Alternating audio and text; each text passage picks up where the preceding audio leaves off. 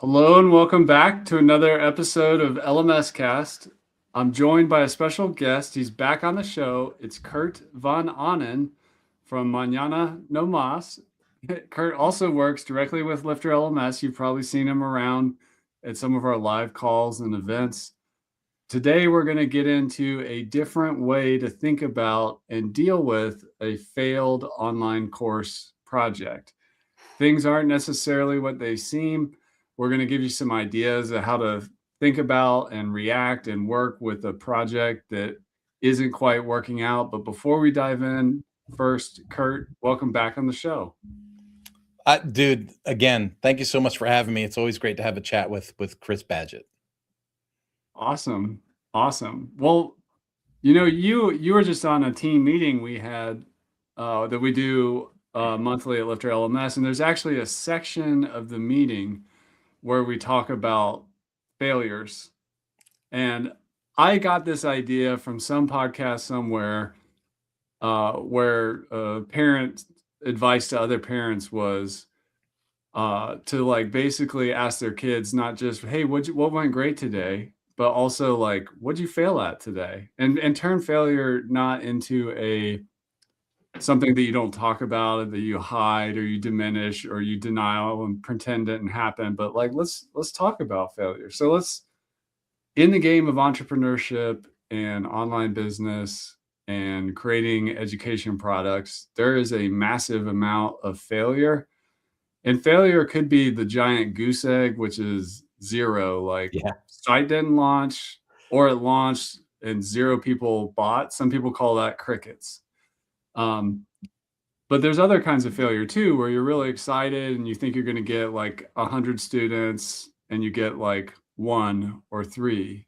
These kinds of things happen a lot.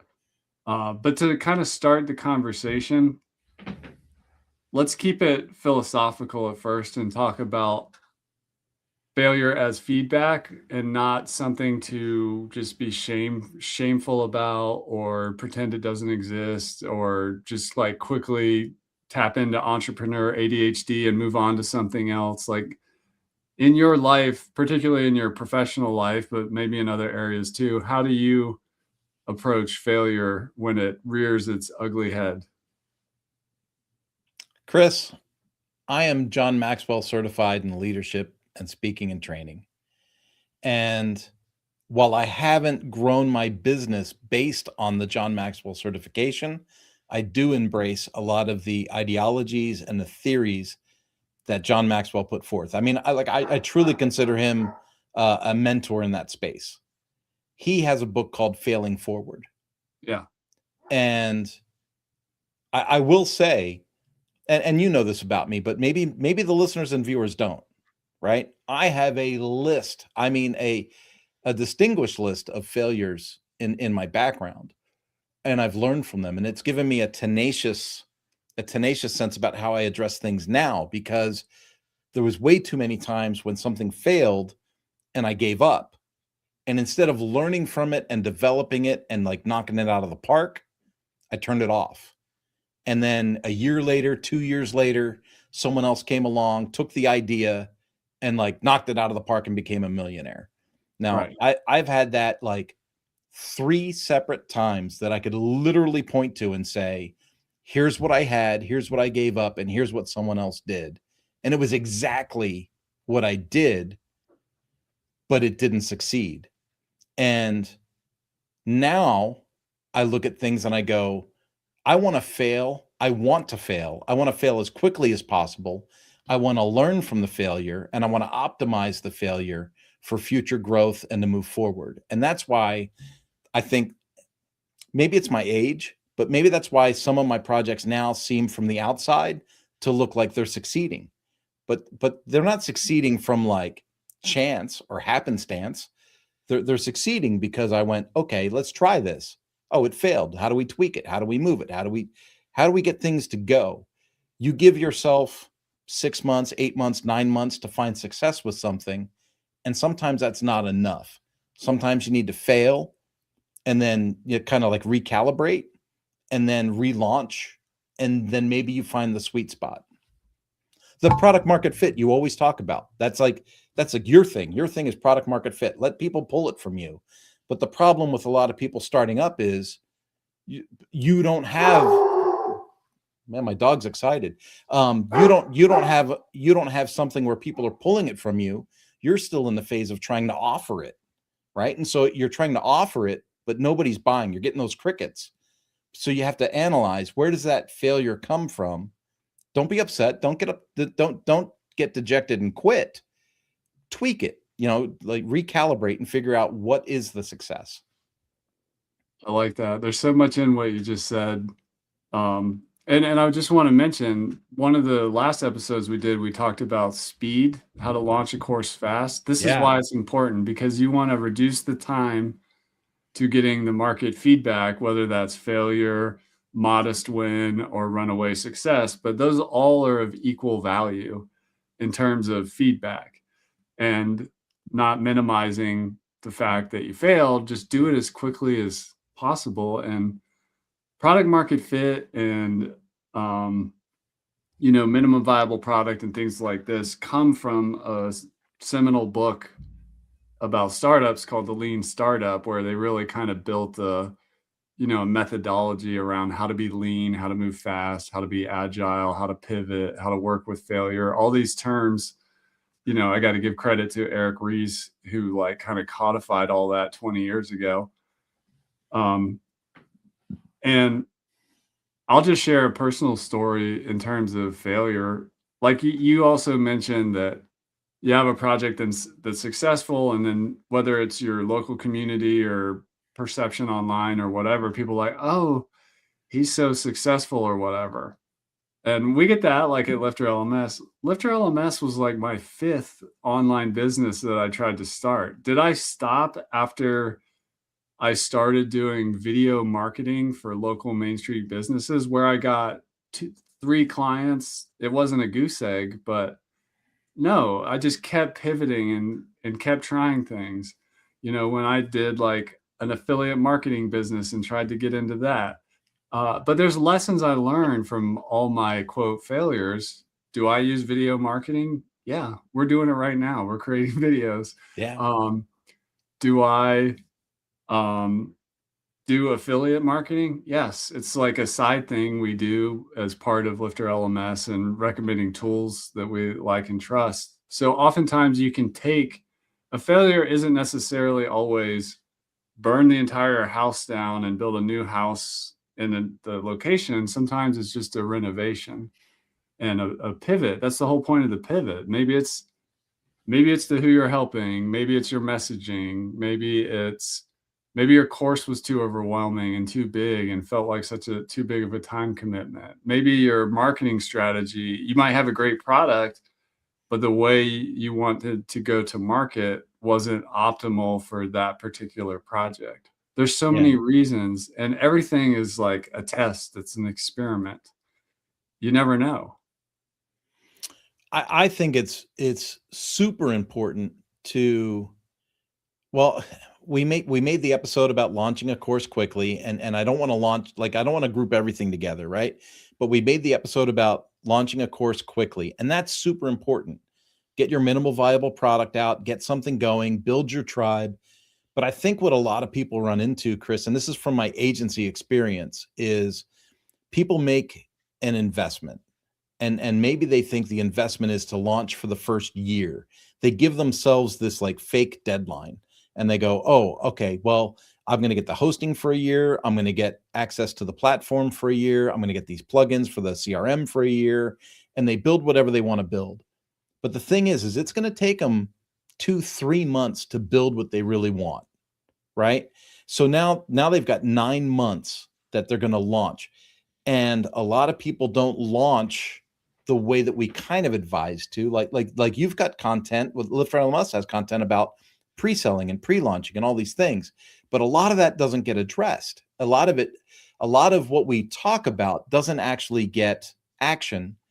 People take 2-3 months to get a product on, and then they try to promote it. And then it's that goose egg. And it's hard. It is hard. and then people get dejected, and then they kind of pause for a month or two, and then they say, oh, I'm gonna recommit, and then they get back into it, and the next thing you know, the year is up, and they go, well, I failed. Well, you didn't fail. You created something pretty awesome. You just don't have the audience yet. You just don't have the people that you need to have that give it life, that give it energy, that give you the feedback, that give you the ability to grow. And that's the hard part. Like, so from an agency perspective, I run into this a lot where I have people that they've fallen for the hype, and I think maybe I'm a little too aggressive on this, but I've seen the commercials, I've seen the ads that come to my own feed that say, courses are dead and webinars are dead, and you just need a mobile application. You're going to make $5,000 a week, and it's like, that's not realistic. You have to make a product, you have to develop the product, develop an audience that wants to consume the product, and then you kind of have to take that feedback and redirect from there, and it takes time. Yeah. One of my favorite things when I'm like thinking about a business strategy or whatever is I like to think of what are the assumptions? Because a lot of what you're doing as a course creator is you're making an assumption of who it's for, what the result is, the best way to teach it, how you're going to sell it, what your website needs to be effective. They're not facts. They're all assumptions. I mean, there are some facts like, yes, you do need a website. Yes, you do need to have a course. Yes, you do need to connect your Stripe account. But a lot of entrepreneurship is assumptions and then Yeah. challenging those assumptions. And when the assumption gets challenged and the result is negative, i.e., failure, that's just something to fix or try something different or pivot. When I first did, so here's a little transparency with Kurt. When I first did the John Maxwell certification, it wasn't cheap. I don't want anyone to think that that's cheap. And it was $5,000, and you had to go to Orlando. So for me, that was another $2,500, right? So I'm out $7,500 to go to this John Maxwell thing. But that's not the end of the expense. The expense before that was the time, the training, the courses, the online stuff, to go to the in-person practicum to get certified in person by John Maxwell and the staff. So overall, we're going to say it's maybe it's a $15,000 value, right? That you're throwing out there. And when I look at that, and then I look at the people that took the training, so there's like 3,000 people a year that are going into this thing, and everyone thought, well, I'm just going to make a leadership course, and I'm going to be a leadership coach, and I'm going to go back to my hometown, and I'm going to be I'm going to be the thing, and I'm going to make $1 bazillion doing this. And if you don't put in the work, put in the reps, build your own tribe, your own audience, your own email list, you don't have anything. Yeah. It takes time. Yeah, that snowball thing is very real, how it starts small. That's why, like, if somebody does a course and going from 0 to 1 is like super hard and respectable. So only if you got one customer, that's still not a 0. Yeah. And it reminds me, I was so impressed. We shared it at our team meeting at Lifter LMS today about Marcus Carter, who teaches English to Spanish-speaking world. And once he had to shut the doors to his in-person language learning schools in Spain, he pretty much said, like, I'm not stopping until I figure this out. He already had the validation that like he's good at teaching English. He's been doing it for a long time. And but I love the acronym FOCUS, follow one course until success. Like, Yeah. because it's easy to get distracted and be like, okay, I'm gonna try a course. That didn't work. Okay, now I'm gonna become a coach. Okay, that didn't work. Now I'm gonna do an AI startup. That didn't work. Now I'm gonna be a vibe coder. Now I'm gonna write a book. Now I'm gonna do a newsletter. And I get that, like as an entrepreneur, I love all those things. I play in all those sandboxes. But one of the number one things that's made Lifter LMS work is just a relentless focus and never giving up. And even when we first launched it, our initial plan was we're going to get 100 customers, and if we don't, we're going to shut it down and do something else. And we got 42, which is awesome.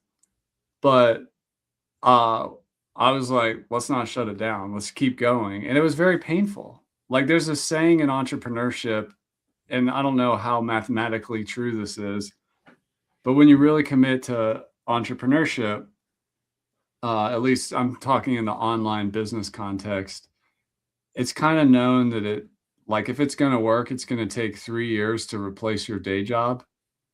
It took me 5.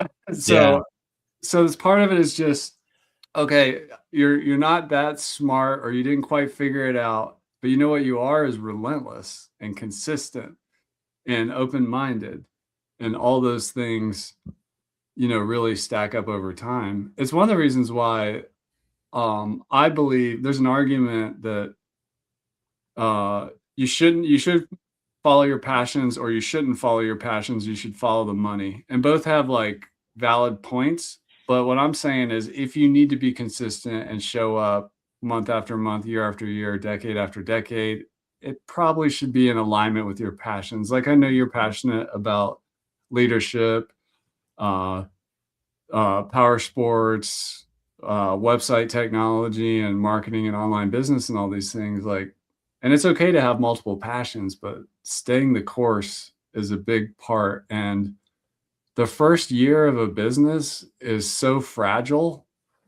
Like, there's a reason why, like, a shark or whatever has like 100 babies and one will live, right? Because it takes a while to get a fully formed thing that's going to survive and stand the test of time. And it's confusing because a lot of the marketing out there for like software tools for online education and stuff, they do nothing but like, and we're guilty of this at Lifter LMS, is show like the success stories, like, oh, this person got 500,000. And this does happen. Those are the runaway successes. But you don't hear about the people that went from 0 to 1, and then, maybe the second year they got 20 people while still working a full-time job, trying to figure this thing out and support their family. And then maybe year 3, 4, 5, it finally like takes off. Yeah. And I can see people when I talk to them, which this is the more common story for successful projects, is it was a grind. It took a lot of time. It took a lot of failure. It took a lot of pivots, some dark nights of the soul, blood, sweat, and tears, failed assumptions. But when they can finally say, like, I made it, like, this is my income or career, it's like, it's really great to see. But you can also see the scars and the pain on their face from what it took to get there. I don't want to make it sound like it's torture, but um, you know, I haven't listened to him in a long time, but I used to listen to Gary Vaynerchuk a fair bit, like when I would travel and commute a lot. And one of the things that he would say in his messaging that really, really stood out to me, that really struck me hardcore, was he would say, people are looking for, like, they want to be the next Facebook, they want to be the next X, they want to be the next whatever. He's like, you don't need that. He's like, if you're trying to buy your freedom, what does your freedom costs? Like, if you're in a job that costs $100,000, like your job's 100 grand a year. Let's just say your job's 100 grand a year.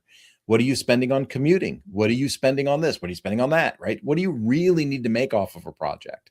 And so if you can turn 50 grand off of a project, you've done well. If you can turn 60 grand off a project, you've done well.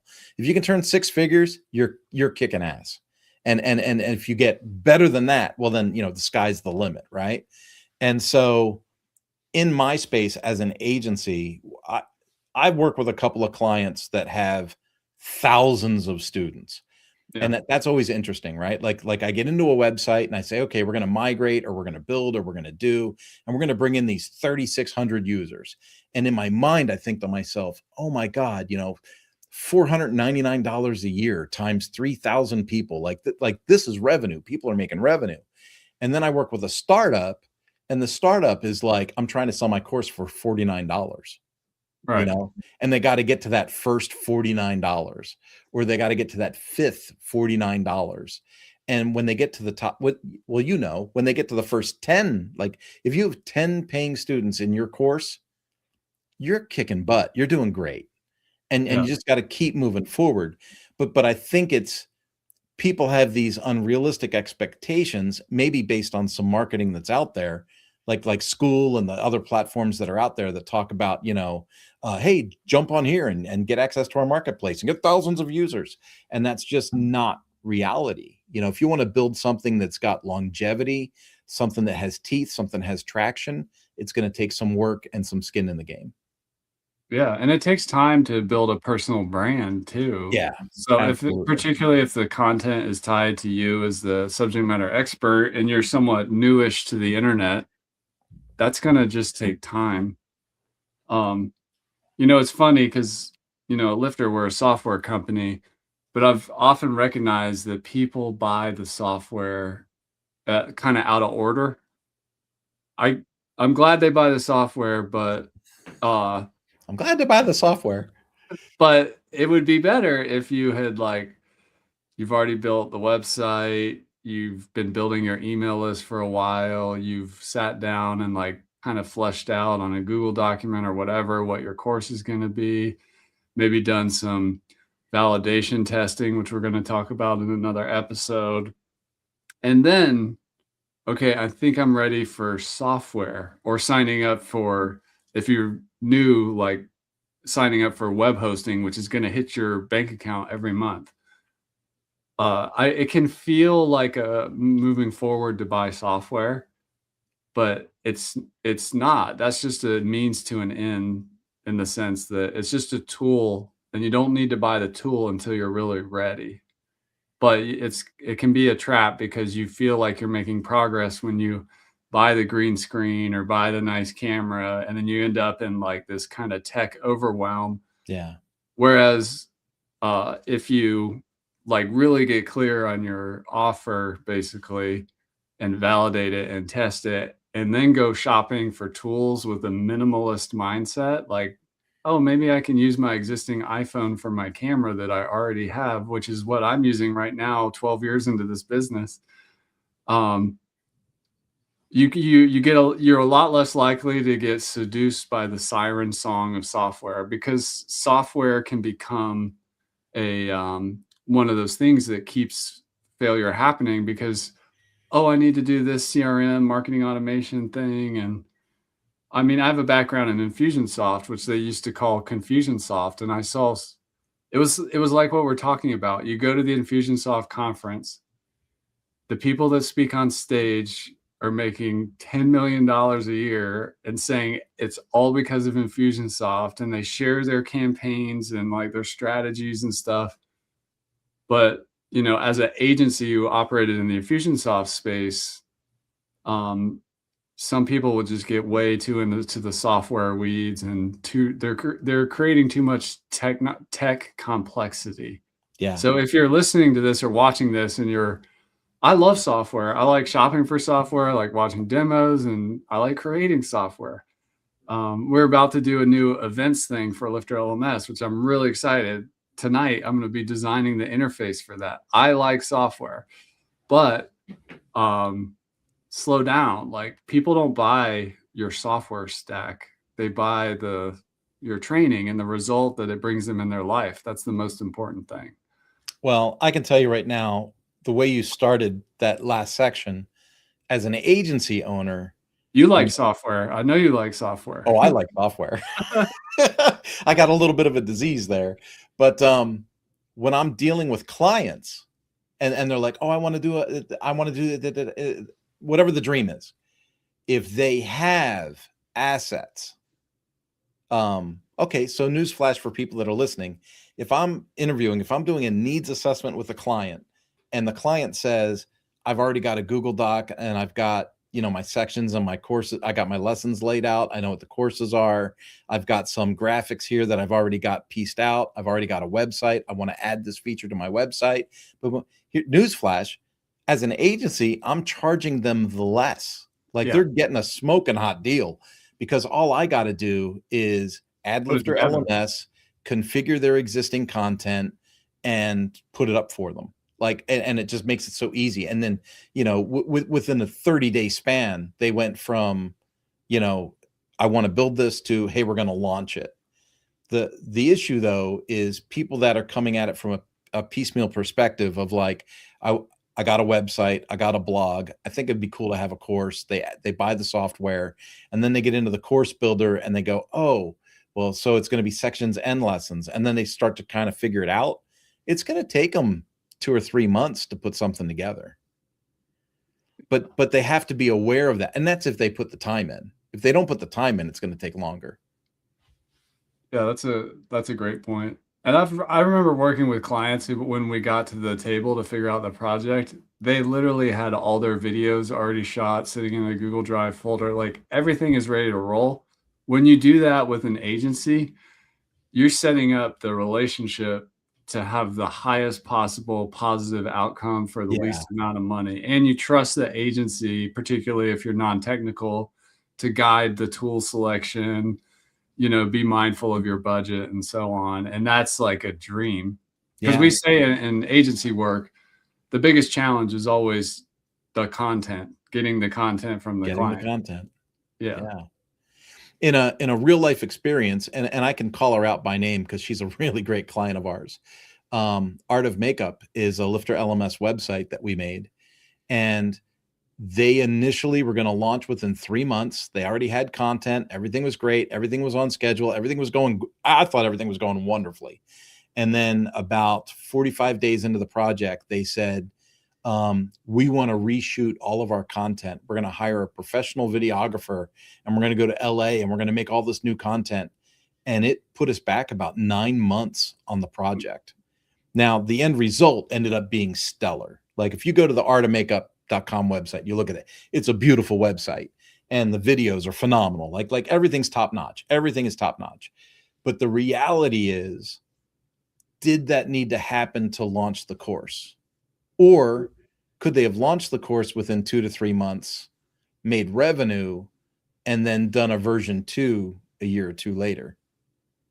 If I could wave a magic wand, I would have preferred the latter to like, hey, let's just put this thing in the market. Because then you start the branding engine, you Yeah. start practicing your launch methodology, which you can then build on. Yeah. And hindsight's always 2020. But in the end, we have a beautiful website. It's part of our portfolio, and it's a wonderful piece. But it's one of those use case situations when I talk to clients. I'm like, if you have content, we can launch you pretty quickly. If you want to redo the content and you want to put back the calendar, we can do that, but that's going to increase your costs as well. Or something as simple as like, you've got to renew the things that you're subscribing to. So whatever the website's built with, that's 9 months or a year into another year's worth of subscriptions and renewals. Yeah. Well, we've talked about software complexity. We've talked about content complexity is what you're talking about there. Another one that leads to a lot of failure that I've noticed in this space is actually the marketing and sales strategy. Because a lot of, particularly people who sell solutions in that space, whether that's training or tools that help you, the software or those marketing and sales tactics, strategies, tools are often pitched as a magic bullet. Like, oh, you just need this one perfect ad for Facebook and you're good to go. Or this is how you build a giant email list and then you just need 2% to convert. Or this is the perfect social media marketing campaign. But there is no perfect. No. And that whole thing of like software shiny object syndrome happens in marketing strategy too. And my advice there is to pick the one that works the best for you, that's most in alignment for you. So if you're already a YouTuber with a following, sure, maybe YouTube ads is a great idea, but you don't have to do that and then ads on 7 other platforms or get into all these different content marketing strategies. Like you kind of got to get one working before you move on to another. This goes back to the failure thing. If the ads don't work, pivot, try something else, pivot again. And if you get 3 strikes, you're out, change to a different thing. Okay, I'm not going to do paid ads. I'm going to do relationship marketing. I'm going to do sponsor stuff or guest posting or guest podcast appearance If that doesn't work, then move over to the heavy lift of organic content marketing and so on. But you can't do all those things at once simultaneously. And every time a new thing drops, that creates a lot of chaos and entropy that you almost forget that you're a course creator and you're just like a marketing and salesperson at that point, because all you're consuming is you're looking for the magic bullet, the needle in the haystack, if you will. Yeah, it's really interesting the way that you started to phrase that, because every use case is different, Chris. And I think that's the part that a lot of people get lost on, is that their use case is unique, and that they'll try to emulate, or they'll try to copy, or they'll try to say, oh, well, if I want to learn from someone that's successful, I'm going to learn from someone that's successful. I'm going to try and duplicate what they did. But your use case might be different. Your audience is definitely going to be different. And so things change based on use case. It's a completely fluid environment. And so when you talk about, ads or organic or, podcast guesting, all of those are going to have different results based on your niche and your tribe. And so it's very hard, very difficult to have these discussions with people and project their outcome. That's why I've always been suspect of, we all get those spam emails, right? We'll get you to the first page of Google, or we'll get you 15 paid appointments a month, or we'll get you. It's like, you don't even know what I do for a business yet. Like, it's all use case derived. And so I think it's really important to take stock of who you are, what you're offering, who you're offering it to, and what you're communicating as your offer. And if all of that seems to fall within alignment, maybe you just need a little longer of a runway to get things launched and going. Yeah. Yeah. Time is your friend. And part of that too is to reduce the amount of shame that comes with failure. Or even on the other side of shame is grandiosity. So this is the shame is like, oh my God, I'm failing so bad. I don't want anybody to know this sucks. And grandiosity is like overconfident. I'm definitely doing this. This is going to work. I know exactly what I need to do. But in the middle, there's sort of like this wisdom area. And part of the way you move from shame or grandiosity to wisdom is to be open and ask for help. So this is why I'm a big fan of masterminding. If you're a course creator, get yourself in some groups of other course creators and be open about your challenges. Use the Lifter LMS support systems. Like, if you have a question, email us or submit a ticket. Come to the live calls. Yeah. Ask for help, and just be open and honest. Because, like, I heard Dan Martell once say, like, ask for help, get him an investor. And I was like, that's never going to work. And then I found myself in a position where I needed an investor for Lifter, and I asked for help, and I got investment, a new business partner. And I'm like, oh my gosh, Dan was right. Ask for help, and it works. So I don't know what if somebody's failing and they're feeling kind of shameful or feeling like dug in and overconfident, what would you recommend? Well, you already touched on one, Chris, and I'm partial. I'm very partial, because I run the Lifter LMS mastermind call on Thursdays. Yeah. And I'll just be blunt and honest on this podcast. We don't get enough new faces in there. There's so many that could come that don't. And to me, that's like a serious issue. Like, and I know there's time zones and all the rest, but yeah, there's so many that could come that don't. Oh, we have people from the Netherlands, from Bavaria. I mean, like, people from all over Europe have come to the call. People from Australia have come to the call. So I'm not going to give the time zone as the excuse. I'm just going to give the, like, I'm busy, or I didn't get to it, or maybe it's the imposter syndrome. Maybe you're afraid that you're going to jump into the call and you're not ready for the call with all the experts. That's not the flow of the call.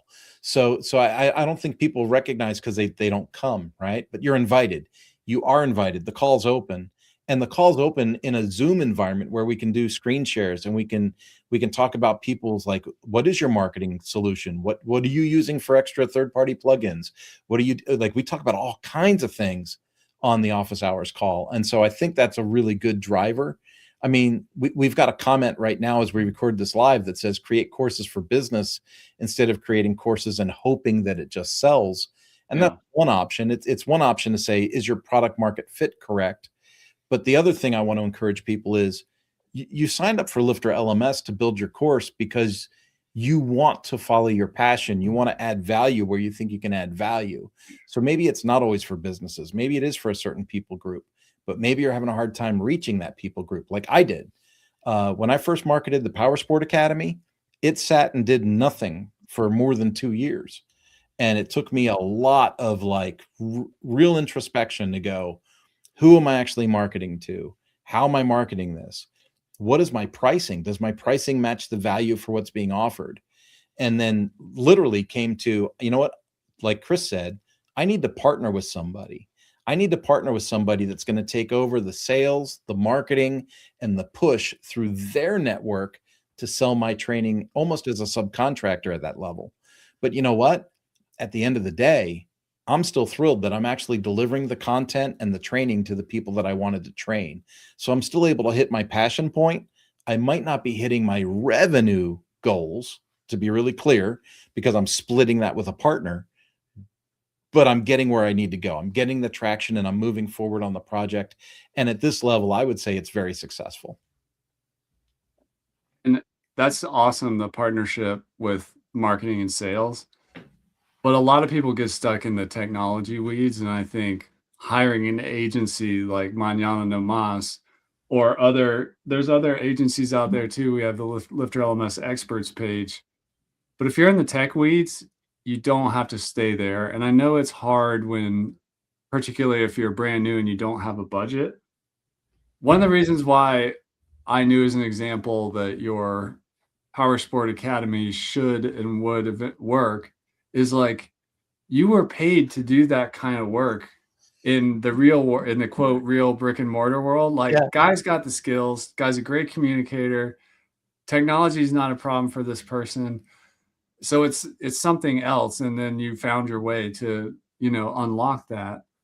But for a lot of people, they do struggle with the technology or get overly obsessed with it. And um, Mañana No Mas is not like a dirt cheap agency. You guys, No. it's not where you serve, the market you serve. But even if you're a startup and you've never built a WordPress website before, you can go to Fiverr.com and get somebody else to set up your website for a very low amount of money. Yeah. And it's not going to be, you can't go in there expecting the white glove and consultative experience that you would get from an agency like Mañana No Mas. But you can still, even with limited budget, like get the website out of the way and just be okay with it not being 100% exactly what you wanted, and just move on because you have other things to get going and pivot and test. Yeah, it's so amazing to me because when you first came to me, Chris, and you said you should run the mastermind call or you run the office hours, I was like, I'm not an expert. And you were like, oh no, you're a WordPress power user. You need to run the call. It was after I ran the call, I was like, oh my goodness, I guess I do know what I'm doing, because some of these people really don't know what they're doing. And you're great with people. You're wonderful with people, and you know how to manage a room, which is also a skill that you get as a manager and a leader, which of course that's the beauty of the Lifter LMS, kind of ecosphere, right? Is like people can get in, and whether you're an expert or not, it's like the platform works. You can get your course up, you can run your membership. There's support to help you get where you need to go. If you have questions that go a little bit beyond what support would normally cover, we're probably still going to help you, or at least point you in the right direction. And there's a really good chance for success with this platform that you're not going to see with other things. Absolutely. So to land the plane here, I would just encourage you out there listening or watching to embrace failure as it's actually a good thing. And there's so many, you want to get like a lot of failures along the way and then just retool, like do something different, try to fix what's broken. Um, it's not like a failure is just like this binary thing, like, oh, it worked or it didn't. It's like, well, which part failed, or uh, what's good, what's not good. Let's work on the not good. Try and just think of it more like a scientist and an experimenter. Particularly, like in your case, if you have already been paid in your life in your niche and on your topic, either even if it's not a lot of money, but you have delivered value in that space, like you have that validation. So that's not the issue. It's not like you failed because you don't know your stuff.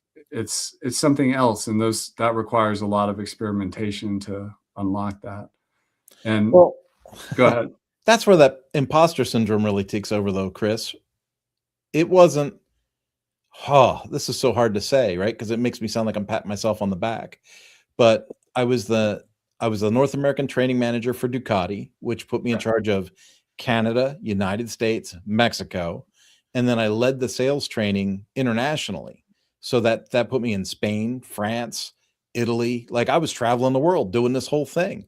And then I went to Suzuki, recruited me, and they said, "We love what you did at Ducati. Could you do that for Suzuki?" And so I started working with Suzuki. And then when I went independent, there was that, oh, I couldn't even keep a corporate job. I failed. I lost. You know what I mean? And when I built the Power Sport Academy, it was like, I think I have some really good stuff here. I'm just not sure. It was a year into the failure, 18 months into the failure. And I was like, I don't understand it. Like, I know that I have the best training content, period, in the power sport space. Like, I remember I had a really frustrating call with you one on one on the phone. And Yeah. I was like, I have the best training content in the country. Like, I know that. I know dealers are going to come in and they're going to take the training, and minimum, they're going to double their service sales. Minimum. Like, if they did $1 million in sales, they're going to do $2 million in sales next year. And I still couldn't get people to sign up for the course. And that was very, very difficult. That was hard to swallow. And I had overcome the imposter syndrome. I had acknowledged my expertise, but I still had this failure. And I realized, you know what? I can market to service managers and service writers, but I'm not marketing to the people that are actually going to swipe the credit card and buy the training. And I realized I got the wrong people. I'm trying to sell this to the wrong people, and I can't seem to reach the right people. And that's when that partner came in, and that's when things made sense. Yeah, and that just brings the point right home. It wasn't like a binary, oh, it failed or it was a success. It was like you just had a part in the machine of it all that had to be fixed. And Yeah. then once you got that, everything started unlocking. Dude, Which is that project is on track to be a six-figure project, yeah. right? And so in the terms of, well, Lufter LMS is $1,500 a year for the Infinity bundle. That's a small cost of doing business in terms of what the budget has become. But for the first 5 years, that $1,500 would have been like, oh my God, $1,500. Another year's coming, $1,500. Another year's coming, $1,500. And now 5 years in, I'm like, $1,500. Who cares? Yeah. And that's why we do the 50% off your first year at Lifter LMS, because we Yeah. know it's going to take longer than you think. You're going to have to go through those failure pivots. You might get a modest win and you're still very budget conscious and so on. So we do our best. So the key takeaway here, if you're watching this, is when you experience failure, don't give up. Ask for help, like reach out to Lifter LMS. We have our tickets, our live calls, and so on. If you need help with the website front, hire an agency like Manana no Mas and just keep moving forward, one foot right in front of the other. That's it for this episode of LMS Cast. I want to thank you, Kurt, for coming on the show and doing this series. We've got more to come. Next up, we're going to get into validation. So if you want to decrease, I can never guarantee there will be zero failure, but if you really want to decrease the likelihood or the odds of failure or the extreme cases of failure, we're going to share our best ideas on validation, and there's a lot to go over. So you'll likely see that in the next episode. Kurt, thanks so much for coming on. We really appreciate it. Thanks for sharing all you know and your stories. And we'll see you in the next episode.